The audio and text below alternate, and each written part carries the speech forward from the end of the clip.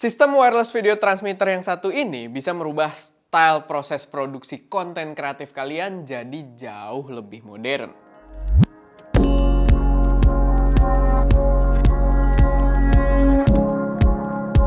Halo semuanya, selamat datang di channel SMD dengan gue Erwin. Dan pada video kali ini kita pengen bahas sebuah wireless video transmitter system dari Axon yang cukup berbeda dan patut juga buat kalian pantau. Gimana enggak? Karena dengan sistem wireless transmitter ini, wireless video transmitter, kalian bisa mantau video yang direkam pakai kamera kalian. Itu dari field monitor menggunakan transmitternya kayak biasa, receivernya dia kayak biasa. Tapi bisa juga ditransmit langsung ke device digital kayak HP, tablet, bahkan hingga MacBook kalian. Jadi bakal membuat produksi kalian tuh kelihatan modern banget, kelihatan profesional banget. Dan pastinya setelah kita coba, yang paling penting sebenarnya adalah harganya yang masih affordable dan koneksinya yang bisa dibilang sangat stabil. Jadi dia nggak terkesan gimmicky doang, tapi benar-benar berguna di dalam produksi kita. Axon sendiri sebenarnya bukan brand baru. Mereka udah cukup lama berfokus pada wireless video transmission system. Sampai kemarin itu gue sempat kepincut juga, gue beli sendiri ya, Axon Simo, yang bisa ngubah iPhone gue itu bisa nerima sinyal HDMI dari kamera. Jadi kita bisa record via HP. Dan itu ngebantu banget, walaupun gue belum pernah review yang khusus ya, belum ada video reviewnya. Tapi itu udah sering banget kita pakai, terutama buat ngerekam UI dari sebuah kamera. Karena jauh lebih simple dibandingkan sebelumnya kita itu pakai Atomos. Dan produknya sendiri di Axon Simo tersebut bener-bener berasa awet, setupnya gampang, dan so far gue puas banget. Sehingga gue punya ekspektasi yang cukup tinggi dengan wireless transmitter ini. Nah, yang gue coba sekarang ini adalah wireless video transmitter dengan nama Axon Cineview SE. Tapi sebenarnya ini adalah versi yang cukup profesional, versi tertingginya, di mana dia punya latency yang paling rendah dibandingkan jajaran Cineview yang lainnya. Dan juga dia support port SDI. Jadi ya profesional banget gitu ya. Dia dibanderol dengan harga Rp9.735.000. Tapi kalau kalian pengen yang lebih budget, misalkan kalian belum pakai port SDI, kalian konten kreator biasa kayak kita atau produksinya masih menengah ke bawah, pakai DSLR atau mirrorless gitu kan yang pakai HDMI, kalian bisa ambil juga yang versi Axon Cineview HE. Dimana dia dibanderol dengan harga yang jauh lebih affordable di Rp6.515.000. Tapi dia portnya itu full menggunakan HDMI, jadi nggak ada SDI-nya, dan dia latensinya agak sedikit berbeda. Kalau yang SI ini di bawah 50 millisecond, yang versi HE tersebut di bawah 60 millisecond. Ada perbedaan sedikit, tapi tetap harga yang menurut gua affordable banget untuk fitur yang ditawarkan. Build quality juga nggak main-main. First impression gua megang produknya ini well built banget, cakep, tampangnya juga kelihatan profesional abis, dan paling nggak secara build yang mateng ini kita jadi feel-nya juga dia bakal awet gitu untuk penggunaan profesional jangka panjang. Dan dia untuk powernya sendiri ada 3 opsi. Kalian bisa pakai DC input, USB Type-C, atau kalian yang paling populer gitu ya, menggunakan baterai NPF. Dan kalau kalian pakai kayak NPF 970 juga dia bisa bertahan, itu klaimnya sampai 12 jam. Jadi bener-bener lama banget karena mungkin dia layar juga nggak terlalu makan daya banyak di situ, sama dia tidak ada active cooling. Jadi dia nggak perlu tenaga untuk nyalain kipas. Yang mungkin jadi concern lagi sebenarnya apakah dia bakal panas atau enggak. Cuman paling nggak di pengetesan kita sih kita nggak menemukan isu overheat sama sekali gitu. Walaupun ya memang ketika dalam penggunaan sebenarnya sih kalau kayak setengah jam, sejam barangnya nggak berasa kayak anget gimana-gimana juga gitu ya. Tapi dalam penggunaan yang agak panjang mungkin dia jadi agak panas juga. Cuman ya tidak ada isu overheating yang dia berhenti transmit atau barangnya mati tiba-tiba, itu kita belum mengalami hal seperti itu. Jadi ya so far oke banget, apalagi ya tanpa adanya kipas. Termasuk juga poin bagusnya adalah tidak bising kalau kalian letakkan dekat dengan mikrofon kalian. Buat pairing juga simple banget, nggak ribet. Antar si receiver dengan transmitternya itu bisa auto pairing dan cepet banget.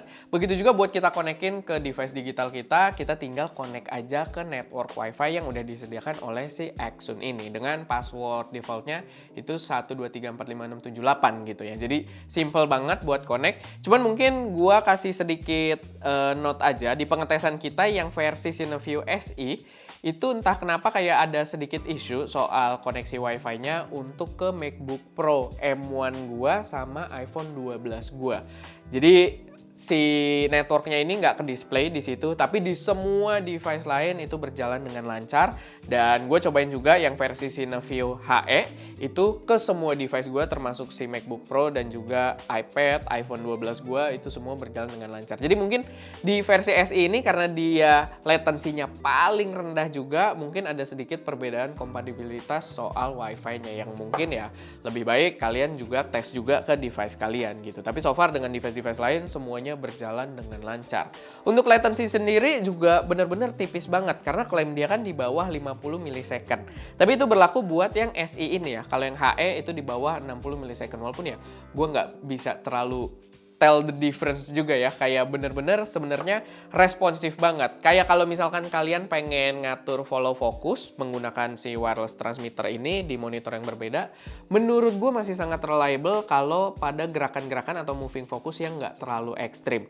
Karena gue bisa bilang ya hampir real time gitu ya. Cuman kalau misalkan kalian kayak pakai HP, iPad atau pakai MacBook Pro, kalau pakai AirPods buat dengerin audionya, itu ada sedikit delay tambahan di audionya yang bikin preview jadi kurang nyaman. Tapi kalau kalian pakai MacBook Pro yang ada jack audio langsung gitu, itu jauh lebih oke karena ya secara latency dia tipis banget. Bisa buat pulling fokus, bisa selama mungkin gerakannya nggak terlalu ekstrim. Berkaitan dengan pulling fokus tadi, sebenarnya kalian juga bisa atur prioritasnya untuk mengatur soal latensinya itu.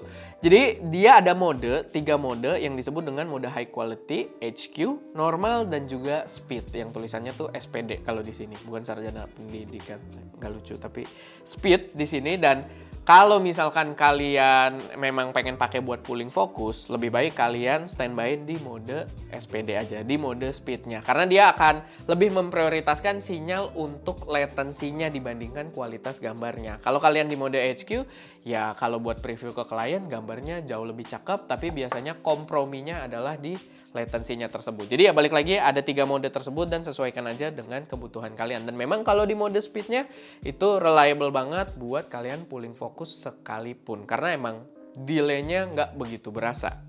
Lalu pastinya fitur utamanya yang dari tadi udah kita mention juga, dia bisa connect langsung ke device digital kita. Kita udah tes buat pakai iPad, iPhone, begitu juga pakai MacBook Pro. Cuman buat MacBook Pro sebenarnya dia itu dikhususkan untuk MacBook Pro M1 ke atas ya, yang udah pakai Apple Custom Silicon Chip. Karena sebenarnya pas gue download aplikasi si Xsun Go-nya ini, dia sebenarnya aplikasi untuk iPad gitu. Dan kalau si MacBook yang M1 kan dia memang bisa running aplikasi-aplikasi mobile dengan native gitu ya, karena prosesornya udah arsitekturnya mirip. Jadi ya itu, kalau kalian masih pakai MacBook yang Intel based, itu nggak bisa buat jalanin aplikasinya. Jadi itu sedikit note aja, tapi asik banget ketika kalian dalam satu lingkup produksi kalian, ada klien datang, dia bisa konekin pakai iPhone dia, atau kalian sedain iPad biar previewnya lebih gede gitu kan, atau bahkan ya kasih di meja pakai MacBook Pro kalian buat preview gambarnya gitu. Jadi bener-bener cakep banget buat dipakai di ranah produksi karena dia bisa connect itu up to ke 4 device juga. Jadi bener-bener cukup banget menurut gua dalam satu lingkup produksi kita.